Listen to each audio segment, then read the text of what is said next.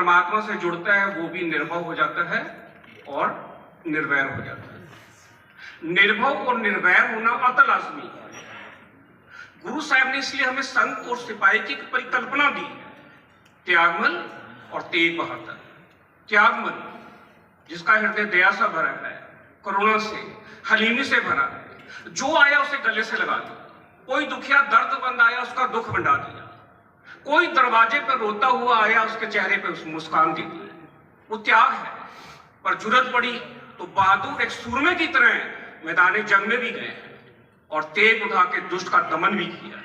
ये है त्यागमल और तेग बहादुर की परिकल्पना।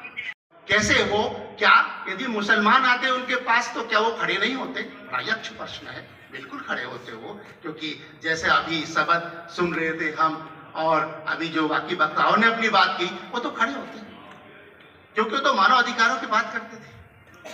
तो कैसे हमने इसको पाठ्यक्रम से विलुप्त किया जानबूझ करके?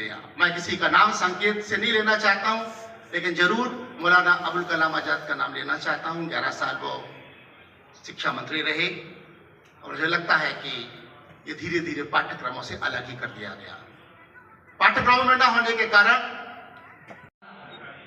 क्योंकि हरिकृष्ण ने यही तो कहा कि गुरु बकाला, और बाद में फिर 22 ढोंगी पकड़े गए। उसके बाद जो है आप सभी जानते हैं कि मक्संचार्य जो थे उन्होंने गुरु लादोरे ये बात कही और बाद में फिर जो उद्घाटित हुई 26 वर्ष की तपस्या में उनको जिस चीज की प्राप्ति हुई थी वो थी चेतना, कॉन्शियसनेस, परम चेतना की अवस्था।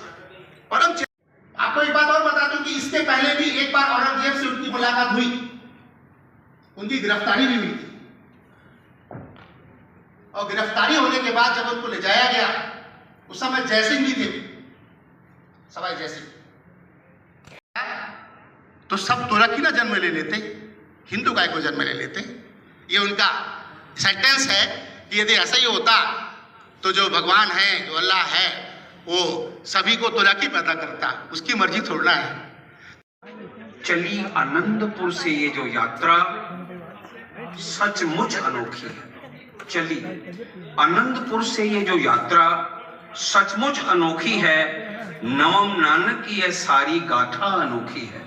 नवम नानक की यह गाथा, सारी गाथा अनोखी है। शीश तक पहुंचने के लिए जालिम की ये कोशिश भी अनोखी है।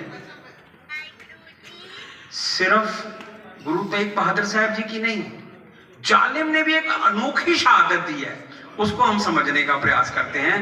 तो कभी